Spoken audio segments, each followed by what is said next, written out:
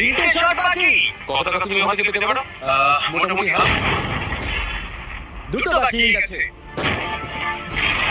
আর অবশ্যই Blake, last শটটা তুমি মারবে।